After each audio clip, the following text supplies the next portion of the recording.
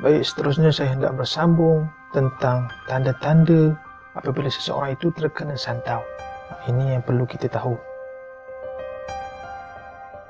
Yang pertamanya, semestinya ia akan sentiasa berasa batuk. Batuk ni semua orang boleh batuk, tetapi batuk yang terkena santau ni dia lain sikit. Ianya batuk yang secara berterusan sampai satu tahap tu kita dah makan dah ubat hospital, tapi tak ada apa-apa pun kesan. Batuk masih lagi berterusan. Sampai kadang tu batuk ni berlaku pada waktu-waktu tertentu. Mungkin pada permulaan tu waktu-waktu lain kita tak batuk sangat, tetapi bila tiba je waktu maghrib, batuk tiba-tiba. Bukan batuk yang biasa-biasa, batuk yang macam anjing tu, sampai tahap macam tu.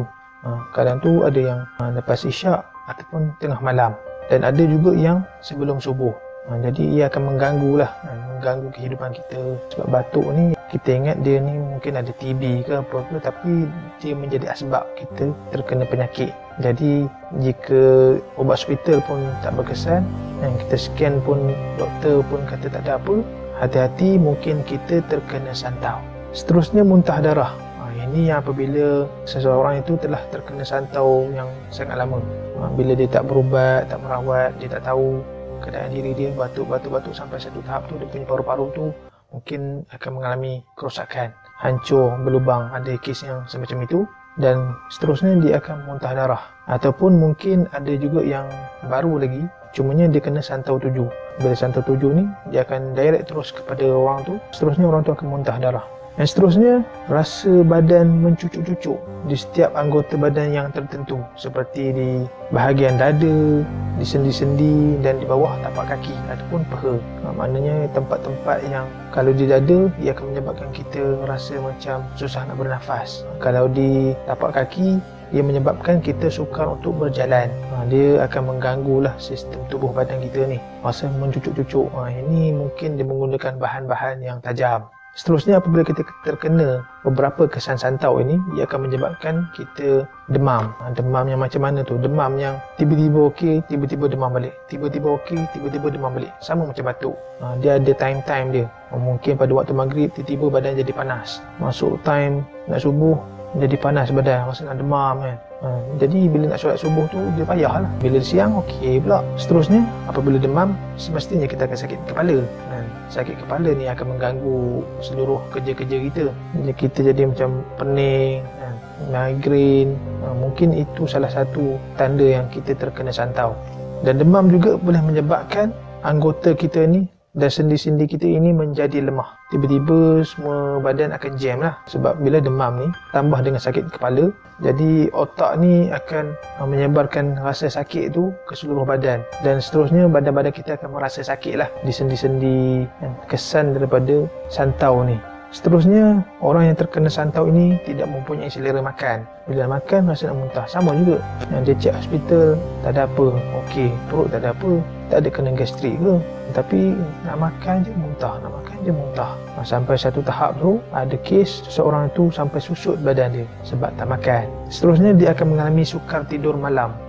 Ialah benda-benda macam ni, santau ni dia akan mengganggu pada waktu malam lah. Start pada waktu maghrib tu sampai nak dekat subuh tu. Kebanyakan dia akan mengganggu time-time yang macam tu. Jadi bila siang okey, malam je mulalah batuknya, rasa nak demamnya, rasa badan menyucuk-nyucuk. Lepas tu tiba-tiba selera makan tak ada. Ini menyebabkan seseorang itu akan mengalami kerap mengantuk pada waktu siang. Disebabkan malam dia tak dapat nak tidur, dia terganggu dengan kesan-kesan santau ni. Di siang hari, apabila dia nak bekerja, dia menjadi seorang yang tak produktif, jadi orang yang lemah. Seterusnya, pada satu tahap itu, badan-badan dia akan menjadi gatal. Pada permulaannya, gatal-gatal itu akan mengikut masa yang seperti saya cakap tu. Bermula pada waktu malam, dia akan rasa gatal-gatal. Jika benda ni berlarutan, ia akan menyebabkan kegatalan ke seluruh badan. Sampai bila kita garu tu, kulit kita akan rosak lah. Bila kulit kita rosak, dia akan menyebabkan kulit kita terdedah kepada penyakit-penyakit kulit.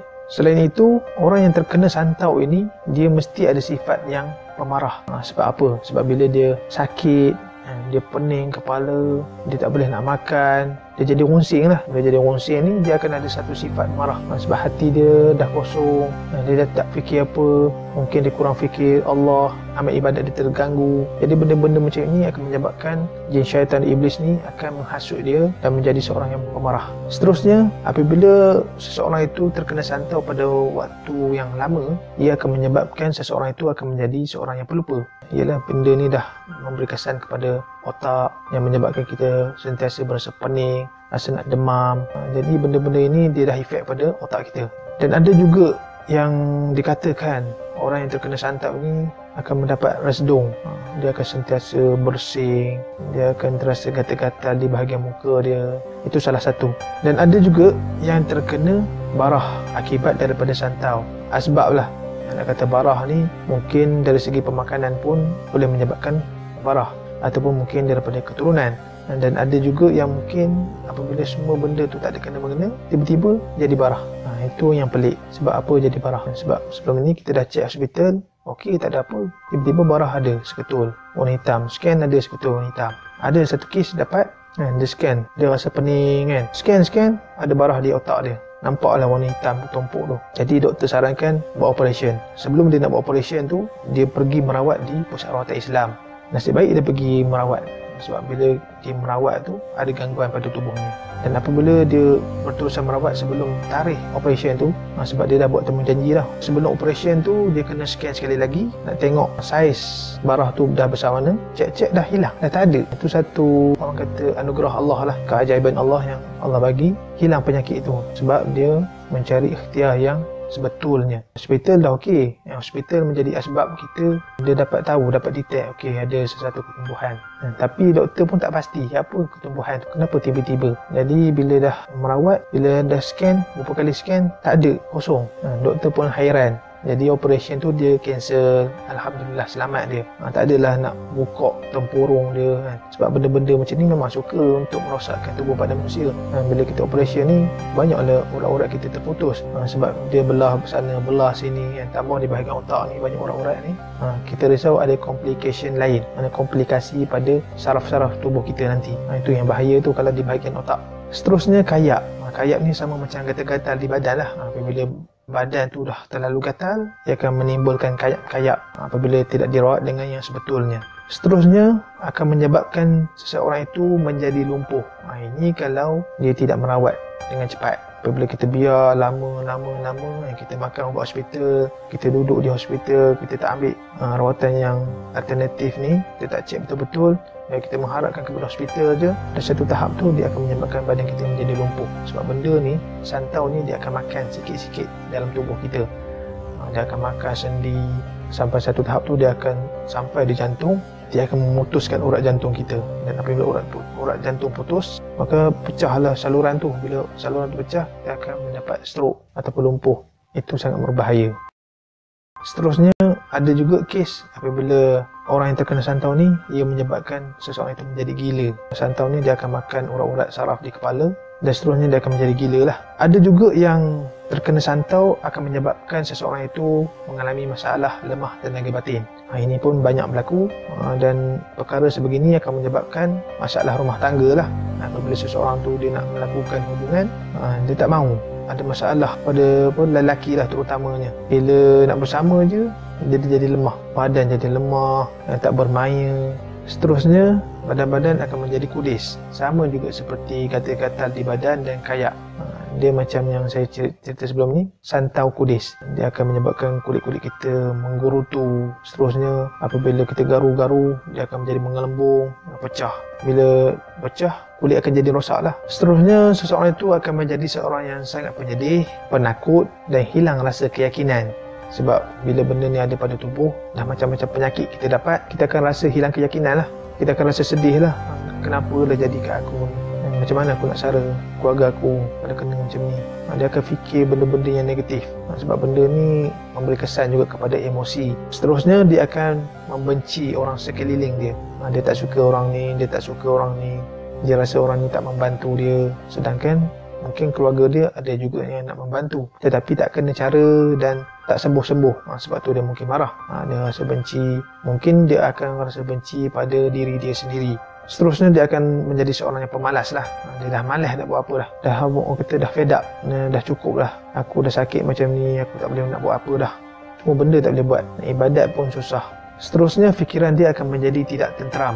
Terutamanya ia berlaku bermula pada waktu asar sampailah pada waktu malam. Mula-mula okey, siang-siang tu okey. Start waktu lepas asar tu dia akan menjadi rasa tak tenteram, rasa rungsing, dia akan berfikir macam-macam. Makna santau tu dah memasuki hati dia. Bila santau tu aktif dalam tubuh dia, mula bergerak untuk mengganggu tubuh badan dia, dia akan merasa tak tenteram, rasa meremang lama. Dan ada juga yang bila terkena santau ni, dia suka bersendirian. Ialah bila dah kena penyakit santau ni dan dia dah dapat berbagai-bagai sakit, dia tak nak dah bercampur dengan orang. Ada juga orang yang terkena santau ni, ia akan merasa sakit perut. Sebab benda ni pun bila santau ni berada dalam tubuh, dan dia menyebabkan seseorang itu tidak mampu untuk makan. Bila dia nak makan, muntah. Nak makan, muntah. Jadi perut tu akan jadi sakit lah. Bila perut tu kosong, jadi dia akan menyebabkan kita mendapat penyakit fizikal yang lain. Dan ada juga yang orang terkena santau ni mengalami masalah sakit belakang. Sebab santau ni bila dia masuk dalam tubuh, dia akan menyerang organ-organ badan dulu, seperti di paru-paru, hati, limpa, perut, buah pinggang. Seterusnya dia akan menyerang tulang-tulang kita, urat-urat saraf kita, dan beberapa lagi kesan yang lain.